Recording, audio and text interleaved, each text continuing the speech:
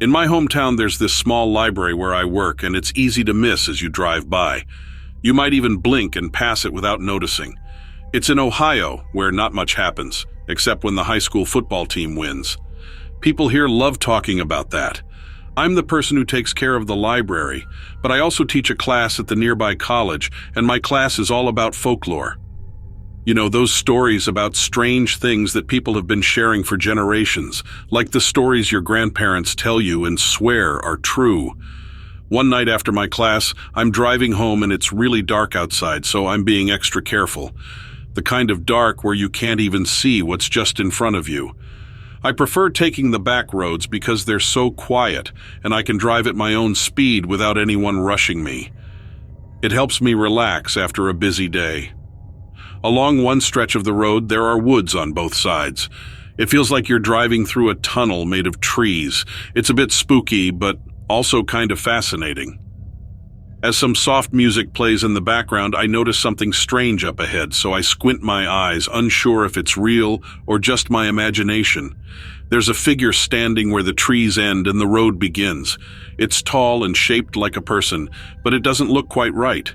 It's dark, and from a distance it might seem like a large person wearing a coat, but as I get closer I realize it's not a coat at all. It's more like fur or feathers, something you'd see on a wild animal. At first I think it might be an animal, but then it turns and looks straight at me. Its eyes gleam in the light of my headlights, shining brightly like reflectors on a bicycle, so I tell myself to drive away, to step on the gas and get out of there. But I can't move. My foot hovers over the pedal as I stare at this mysterious creature. Trying to make sense of what I see in front of me is like solving a giant puzzle. It's way too big to be something I'm familiar with, and trust me, I've seen a lot around here. For a moment, I wonder, is someone trying to trick me? Maybe one of my students playing a prank, but deep down, I know this isn't a joke. There's something about this creature that feels out of place, like it's stepped right out of one of the stories I tell. Then it starts to move, but not like a regular walk. It sort of wiggles, as if it's not used to walking on two legs. And just like that, on the other side of the road, it vanishes into the forest. Normally, I'm not the adventurous type. I spend my days organizing books where everything has its proper place, but this situation is different. It's like a mystery without a solution, and I can't just let it go. I've read enough stories to know that it's safer to stay in your car, especially when faced with strange creatures in the woods at night. But this time, curiosity gets the best of me. I turn off the car engine and grab my flashlight from the compartment in the front. My heart isn't pounding fast, but it's definitely beating a bit faster than usual. I've decided to call the mysterious creature I saw a Mothman, even though I'm not sure if that's what it really is. It didn't seem mean or scary, just kind of mysterious. It almost felt like it wanted me to follow it. With my flashlight in hand, I venture into the forest, trying my best to be as quiet as possible. The bushes and branches snag at my jeans, and I quickly realize I'm not exactly dressed for an adventure like this. The light from my flashlight dances around, creating shadows that seem to resemble other people lurking in the darkness. Despite the eerie atmosphere, I keep moving forward, searching for any sign of the creature. About 10 minutes into my walk, I start to worry that I should have left some kind of trail behind me. I've heard stories about people getting lost in the woods, and now I understand why. Every tree and bush looks identical, and the quietness around me feels a bit unsettling. Suddenly I hear something, a soft, whistling noise. Curious, I decide to follow the sound, pushing through the last thick line of trees until I emerge into a wide clearing. The moon hangs directly above, casting a bright glow over everything. The light is so clear that I decide to turn off my flashlight, and there it is, standing on the other side of the clearing. The creature, which I've taken to calling the Mothman, stands tall and imposing even from a distance. Its eyes are unmistakable. They no longer reflect light. Instead, they shine a deep red, like glowing embers in a fire. As I gaze at it, I can make out its wings, spread out behind it like a tattered cape. It doesn't move, just remains there as if it's expecting something. I find myself unable to move, not out of fear, but out of a profound sense of wonder. It's like witnessing a rare event, such as a comet streaking across the sky or a total solar eclipse, something truly extraordinary that you only get to see once in a lifetime if you're lucky. Then the creature tilts its head and it feels as though it's acknowledging my presence, as if it knew I would follow. Strangely, I don't feel afraid at all. If anything, I feel like I'm meant to witness this moment, like it's a part of the stories I've been sharing with others, but never truly believed myself. With cautious curiosity, I take a step closer, and the Mothman responds by spreading its wings wide. They're enormous, stretching out even wider than its towering height. I pause, not wanting to startle it, though now that seems like a silly concern. Can something like this be scared? We stand there, separated by the expanse of the clearing, neither of us making a move. We simply gaze at each other across the distance then. With a sudden gust of wind that stirs up the leaves around us, the Mothman gracefully lifts off into the air. It doesn't flap its wings like a bird. Instead, its movement is more fluid, as if it's a part of the very wind itself. As I watch the Mothman gracefully disappear into the night sky, I can hardly believe what I've just witnessed. It feels like I've been a part of something truly extraordinary, something that shouldn't be possible. I remain standing there until the sound of its departure fades away, leaving the forest eerily silent once more. Slowly, I begin to make my way back to my car, retracing my steps through the dense woods. I know that this experience will become a cherished memory, a tale to hold close to my heart. It's like my own personal folklore, something that feels both magical and surreal. But as I walk, I can't help but wonder, would I believe this story if someone else told it to me? Finally, I reach my car and settle into the driver's seat, but I don't immediately start the engine. Instead, I sit in quiet contemplation. Although I didn't bring back any physical evidence of my encounter, I realize that my word alone is enough. In my line of work, words are powerful tools, capable of weaving tales that captivate the imagination. Yet sometimes they feel insufficient to convey the depth of an experience like this. Nonetheless, the memory of the Mothman's visit is mine to cherish, and perhaps it's enough to make me believe that there's more to the stories I've been sharing all these years.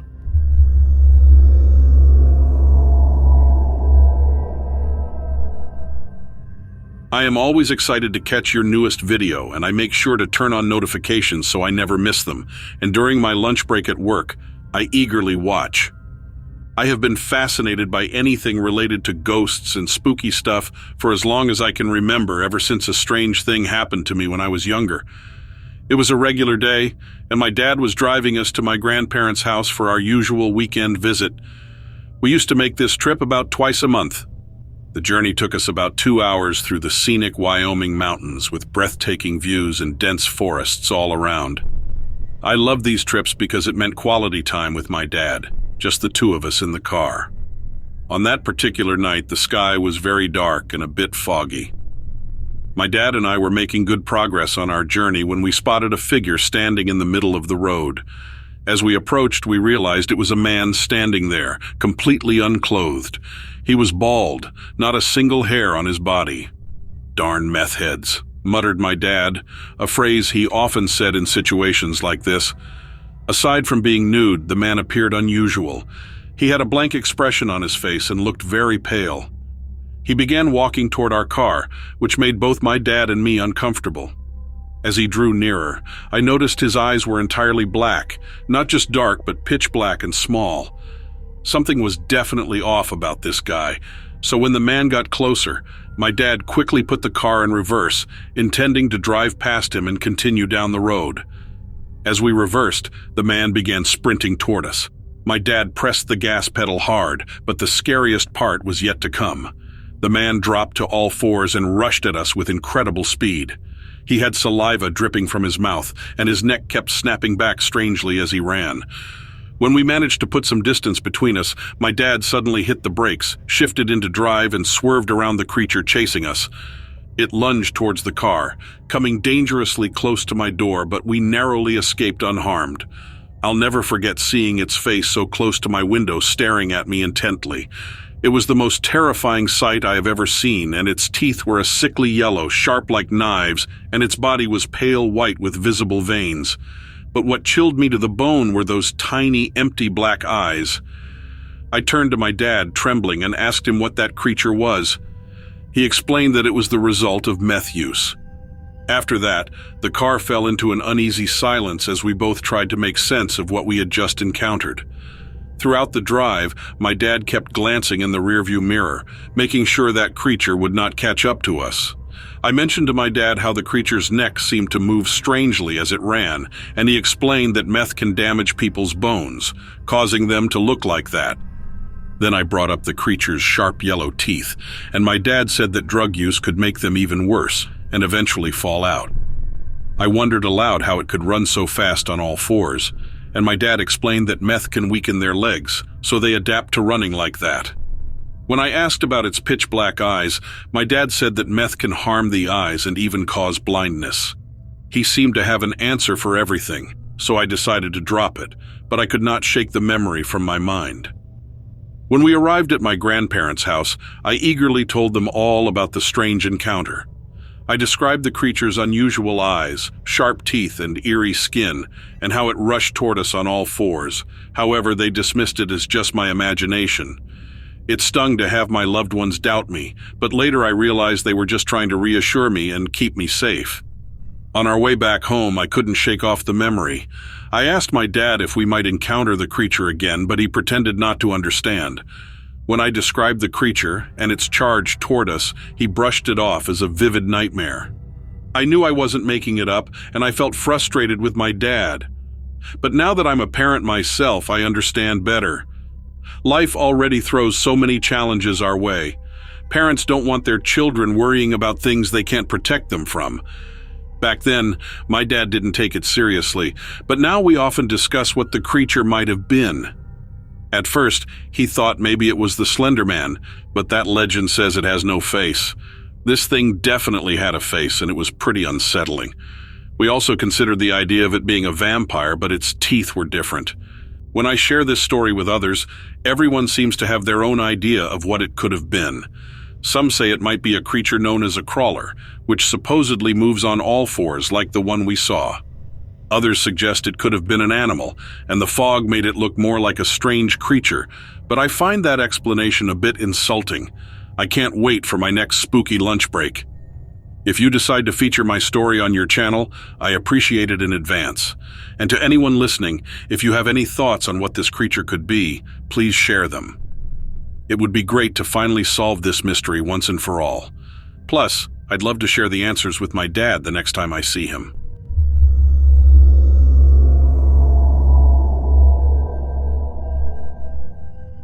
Back in July 2012, during our holiday in Florida, my spouse and I went on a late-night drive searching for something exciting to do. As we cruised along, we stumbled upon an alligator farm. Curiosity piqued. We decided to check it out. Inside, amidst the exhibits, we encountered a vast open space housing large cages for various types of monkeys. Though the night was dark, each cage was illuminated by its own light, providing ample visibility. Drawing closer to one of the monkey enclosures, I noticed peculiar behavior. The monkey seemed agitated, its demeanor betraying a sense of unease or fear. Instantly, I felt a pang of regret for venturing into the farm, worried that the animals might be distressed. Peering closer, I spotted something intriguing just beyond the bushes behind the cage. Standing amidst the shadows was a tall creature, resembling an ape, swaying back and forth with apparent agitation under the glow of the light. Its reddish-brown fur, long and unkempt, made its outline clear. The creature's head, reminiscent of an orangutan's, featured less hair on top, giving it a somewhat flat appearance.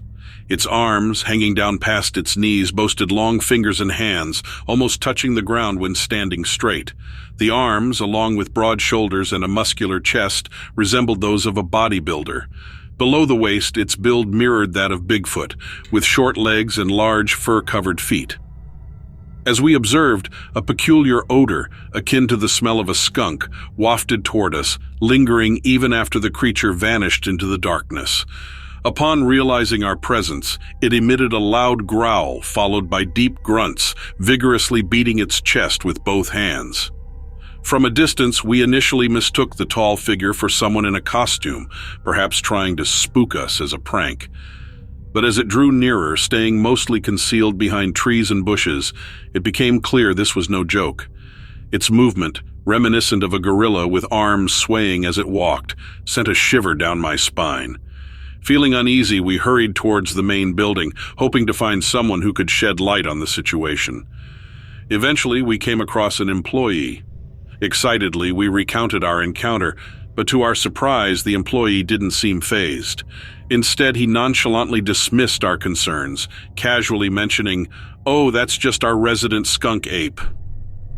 We stepped outside with the staff member, hoping to catch another glimpse of the mysterious creature, but it remained elusive.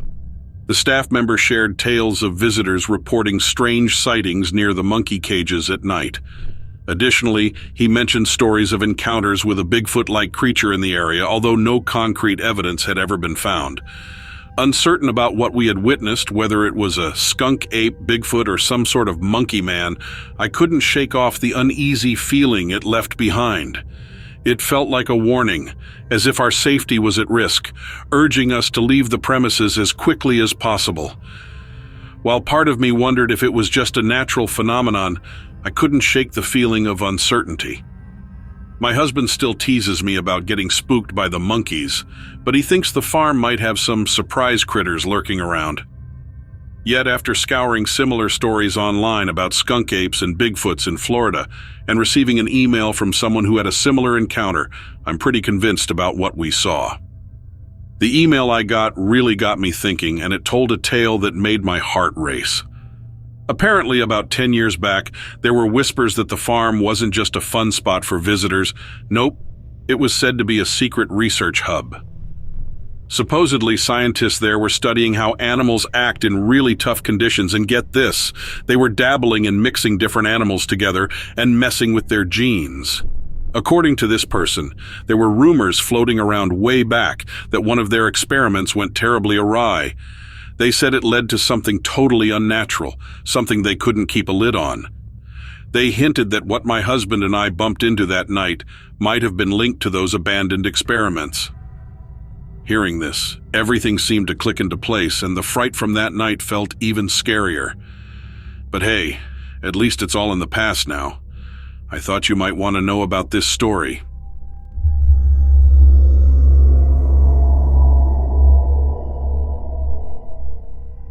I've been thinking about sharing this story for a while now, and I finally decided to go for it. I'm not exactly sure why, but here it is. Please don't be too hard on me as I tell it. I'm not someone who loves spending all their time outside. Sure, I enjoy a walk in the woods every now and then, but I'm more of a let's curl up indoors with a good book kind of person. My life is pretty normal. I have a regular job in a big building in Little Rock, Arkansas. It's not anything special, just a regular 9 to 5 that helps me pay for my coffee and sandwiches. I live by myself, and I like it that way. Being alone helps me think clearly because sometimes my thoughts can get a bit jumbled up if I'm not relaxed. There's something quite unusual in my life, and that's why I'm writing this now. I never really thought much about mythical creatures or legends. They were just stories people told around a campfire or read online when they said they couldn't sleep, but that all changed last spring. It was a Saturday a few years ago, and I decided to drive out to the Ozarks to clear my head. The journey took me a little over 3 hours. Work had been piling up, and my apartment felt suffocating, so I needed to escape to somewhere wide open, where I could listen to the leaves rustle without the constant noise of the city. I needed to go far from home. I discovered a secluded trail that wasn't too rough. The day was pleasant, a bit cloudy, but the air felt fresh, carrying the scent of pine and damp earth, so I strolled along, not having any specific destination in mind, just enjoying the peace and quiet. I reached a section of the trail that was flanked by denser woods on one side and a steep drop on the other. The path curved ahead, and I remember feeling a sense of unease as I approached the bend. It was like I was walking towards something mysterious, something beyond my understanding. As I turned the corner, there it was. It stood there, if you could even call it standing, right at the edge of the woods, partly hidden by bushes. The creature was tall, taller than any person I've ever seen, and its body was covered in scales that shimmered with a greenish tint, looking almost sickly in the dim light. Its eyes were a piercing yellow, staring right at me without blinking. I froze in place and my mind was racing, trying to make sense of what I was seeing. It couldn't be a person. The proportions were all wrong and its arms were too long, hanging strangely by its sides and ending in claw-like hands. And its head, it wasn't like a human's at all. It was long and serpent-like, with a jaw that seemed to be stuck in a permanent grimace, and to top it off, the creature wasn't wearing any clothes or shoes. We stood there, just staring at each other, and I could not even budge. I wasn't sure if I was even breathing.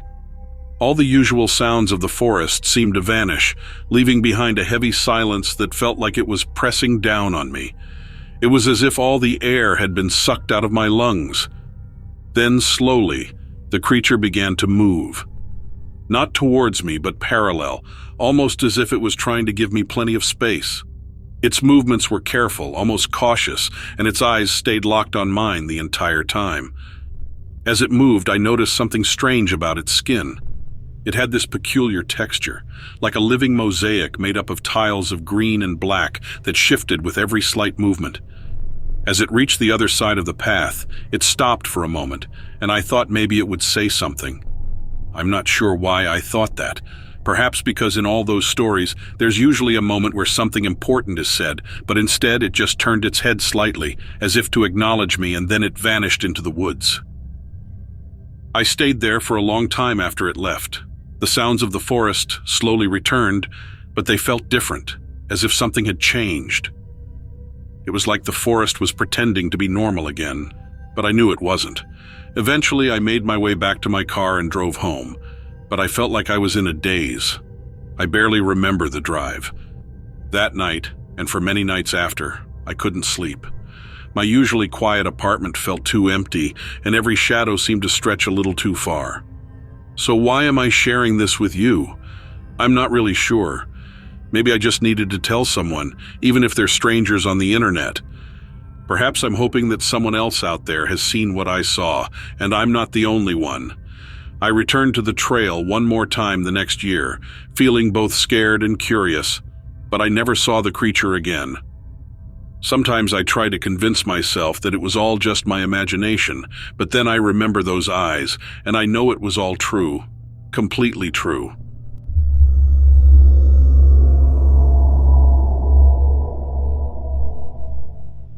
Once upon a time, I knew a kid from a place called New Jersey. We met when we were both living in North Carolina. I was older than him, a senior, while he was in a lower grade. He was a bit of a loner, often keeping to himself, and it's funny how friendships can form unexpectedly when you're young. We became friends without even trying, and it just happened naturally. That's one of the cool things about being a teenager, you know? Friendships can spring up out of nowhere. Anyway, this kid, whom we nicknamed Jersey, had a really interesting story. He only ever told it when there were just a few of us left after a party, when the night was quiet and the mood was just right. It explained why sometimes he seemed lost in thought with a distant look in his eyes. It was a story that gave us all shivers, even when I tell it now in place of him. Once upon a time, I heard about something called the berry harvest season in the Northeast. I didn't know much about it then, but that wasn't the most important part of the story I heard from a friend I'll call Berry Boy. During berry season, Berry Boy's family would leave their home and head to a tiny town surrounded by 1,000,000 acres of dense woods. Imagine 1,000,000 acres of woods. It's like being surrounded by a forest so vast that it stretches out as far as you can see. The trees tower over you like skyscrapers, making you feel tiny, like a speck of dust in comparison, and that's where Berry Boy's story begins. His tale wasn't about the berries or the woods, though. It was about something much bigger, something that stayed with him long after berry season was over. It was about an unforgettable encounter, the kind of thing that changes a person forever. Jersey's parents were busy exploring all the tourist attractions in the small town, leaving him with nothing much to do. He didn't mind, really. He wasn't upset, he was just a bit bored, but Jersey had always liked the woods. He found peace in the quiet of nature, listening to the rustle of leaves and the chirping of birds. He enjoyed spotting different flowers and mushrooms, sketching them in his notebook. One day, while wandering through the woods, he stumbled upon a clearing. In the center, there was a fallen log covered in moss and weeds. Jersey settled himself on the log and began drawing a peculiar disc-shaped fungus that grew from its surface. It was a calm and peaceful day, just the way he liked it. But then, suddenly, he heard a sound that made him jump. His pencil slipped, puncturing the paper as he sat up straight, his ears perked. He strained to see through the shadows of the surrounding trees. Jersey had heard dogs howl and even wolves in the distance before, but this sound was different, making him feel uneasy in the otherwise serene woods. Somewhere in the distance, a branch snapped with a loud crack, the sound echoing through the forest. Jersey's heart raced as he called out, his words trembling slightly. He sometimes had a stutter, especially when he was scared. "Hello," he called, his voice shaky. In response, there was a low, guttural sound, almost like a bear trying to talk like a person, but the words were all jumbled up as if whoever or whatever was making the noise couldn't quite get them right. It was as if something was pretending to speak, trying to trick Jersey into thinking it was human, but deep down, he knew he couldn't trust it. The fear that gripped Jersey was as cold as ice, flowing through his veins like a sluggish river of frozen slush. It crept through him slowly, like thick molasses, and every part of his body felt it, from his pounding heart to his tingling fingertips. Though his heart raced, he couldn't move, rooted to the spot by terror. Then, through the shadows, he saw it. The figure loomed tall, like a man but much larger. It had 2 legs, broad shoulders, and arms that stretched out with hooked fingers. Its head resembled that of a horse, with flaring nostrils and wide, judgmental eyes fixed on Jersey. Under its gaze, he felt himself shrink, collapsing under the weight of its cruel stare. Jersey could only cower on the far side of the fallen log, seeking refuge behind its rough bark. Despite his efforts to hide, he couldn't resist stealing glances at the creature. Peeking over the log, he saw it unfurl its wings. The wings were unlike anything he had ever seen. They looked like they were made of leather or rough fabric, stretching out as wide as the creature was tall. When they flapped, the force of the wind whipped across the clearing, stealing Jersey's breath away. He wanted to scream, but no sound came out and his voice seemed trapped in his throat. Unable to bear it any longer, he shut his eyes tightly and pressed himself flat against the ground, hoping to disappear from view. After what felt like an eternity, Jersey heard the creature flap its wings and fly off into the night. With its departure, the heavy weight of fear lifted from his chest, and he could breathe easier. Still, he remained frozen on the ground, too terrified to move. As darkness fell, insects crawled over him, and mosquitoes feasted on his skin, leaving behind itchy bumps and sores. When his parents finally found him the next morning, Jersey was covered in bites and scratches. He didn't join them on any more trips after that. They didn't really ask him to come along again, and he didn't want to go either. At first, no one believed his story. No one except us, his friends. There's a certain feeling you get when someone is telling the truth, you know? It's like you can sense the sincerity in their words, even if others doubt them. One vulnerable heart recognizes another, or something like that. Moreover, Jersey wasn't the only one who claimed to have seen the creature. There were stories circulating both before and after Jersey's encounter of people witnessing strange beings in the woods. Knowing that others had similar experiences made it easier to believe Jersey's story, didn't it? It certainly made it more intriguing. Perhaps those people really did see something. Maybe their eyes played tricks on them, unable to make sense of the shadows lurking in the forest. But then again, maybe they didn't imagine it at all. Perhaps Jersey truly encountered the most terrifying monster of them all. Regardless, I have no intention of finding out for myself, and if monsters do exist, I prefer to keep my distance.